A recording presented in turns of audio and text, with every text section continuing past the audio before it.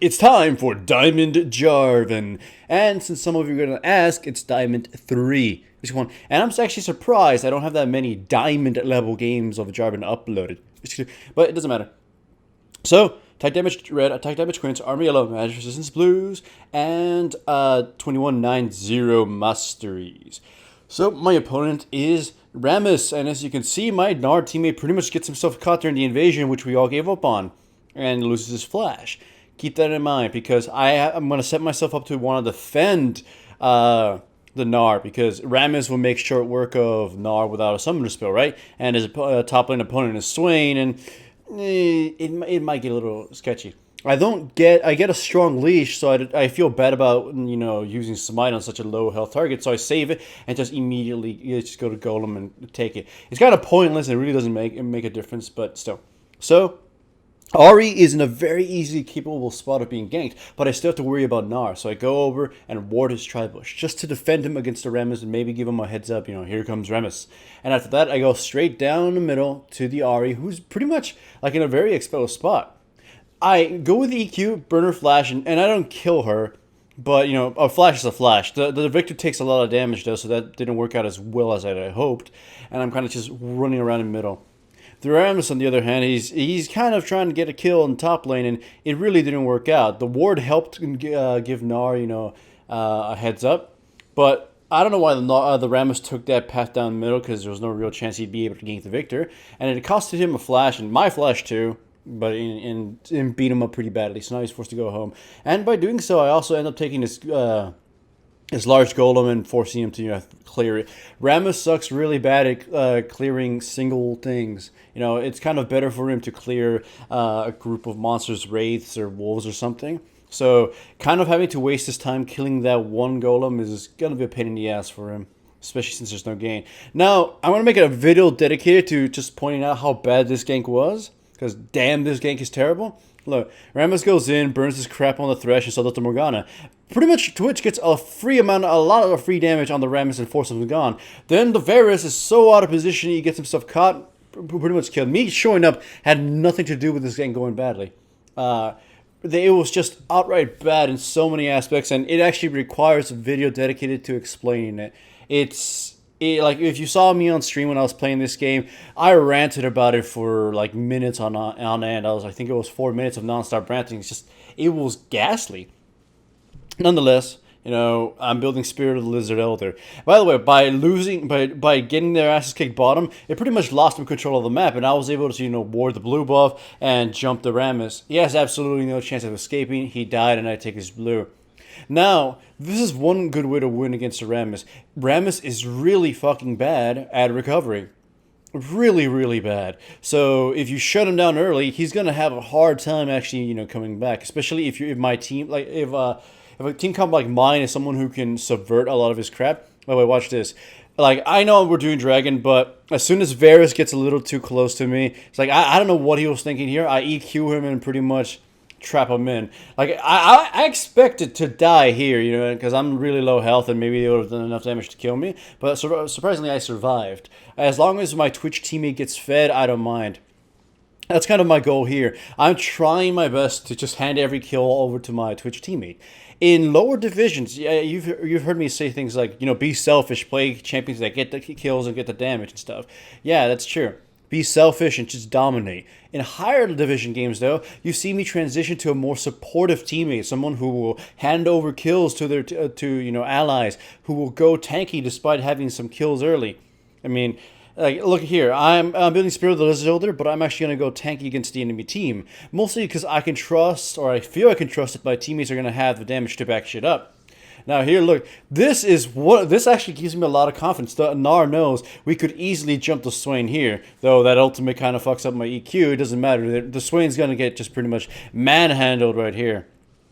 So Gnar and I pretty much destroy the Swain and completely deny him an entire wave. He ended up coming back from his fountain to his tower just to die.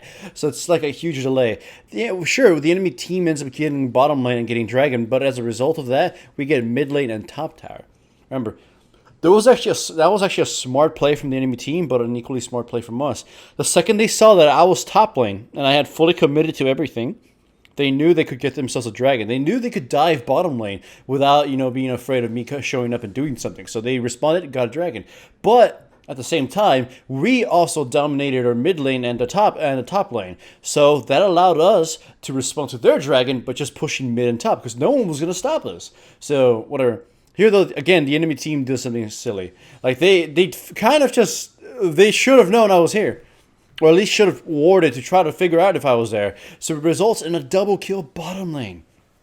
Now, I at first I thought, they haven't warded, they can't be this silly. But the second the minions did not turn on me while I was sitting in the bush, I knew they had no ward. I've made a video about it before. If you're sitting in a bush and then the minions turn on you, that means they have vision of it somehow. Either a trap, either a ward, or some other crap. So yeah, the game is going very well on my side, but the enemy team isn't bad. They're maybe the Rams is, but they're just kind of getting outplayed and maneuvered here. My Twitch teammate is big, and that's lovely. I'm big, and that's great. The Nara is also well off, even though he doesn't exactly have a kill. He's dominated his lane, and the farm is pretty even on both sides. It's just the enemy Rammus has been pretty much subdued. Now, here's one thing I do have to give the credit for the Quill Code armor. I mentioned it before that Quill Code is good if you're behind.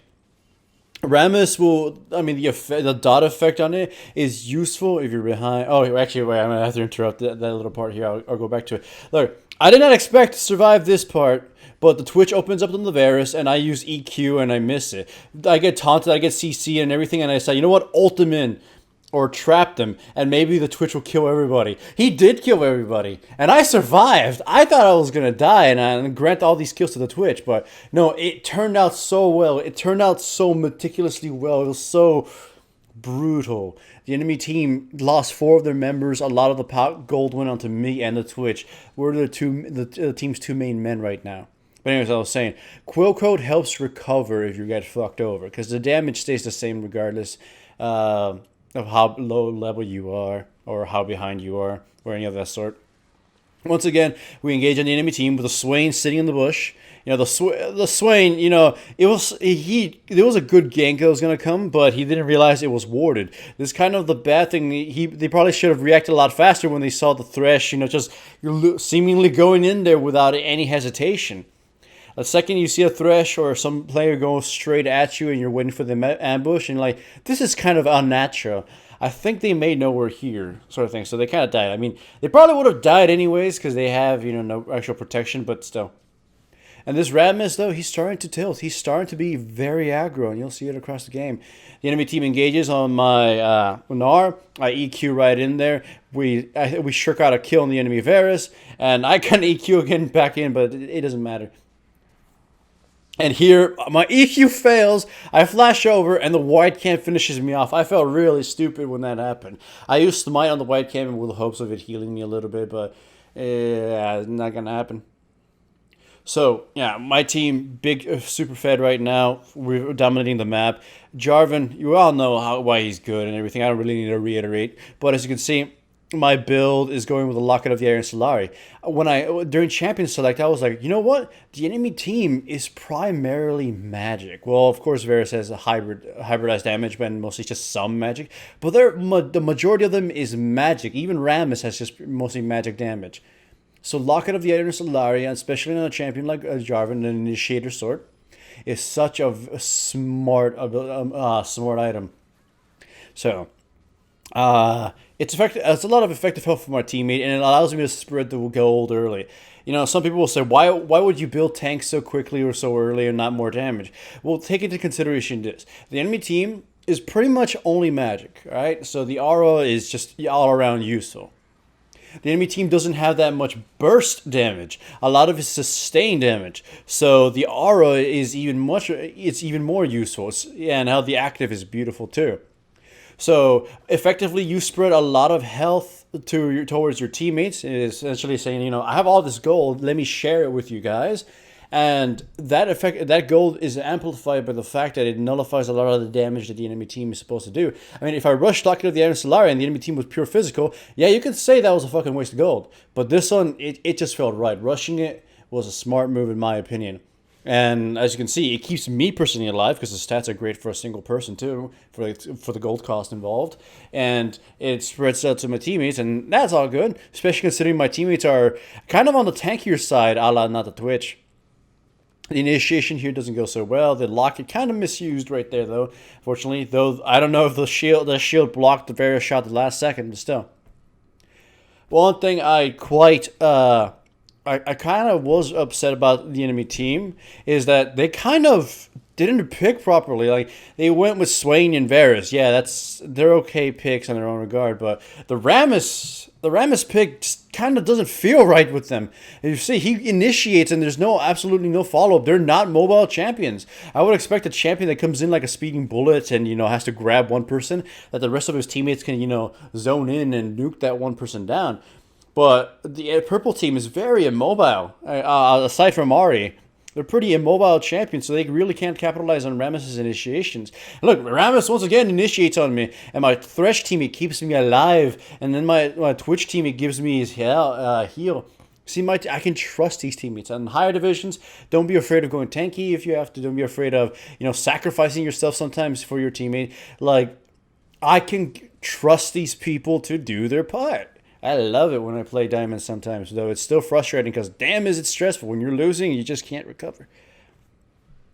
Now, here, just watch him now. It's kind of fun. It's kind of what taunting and boasting gets you. He gets killed. You should have kind of just ran.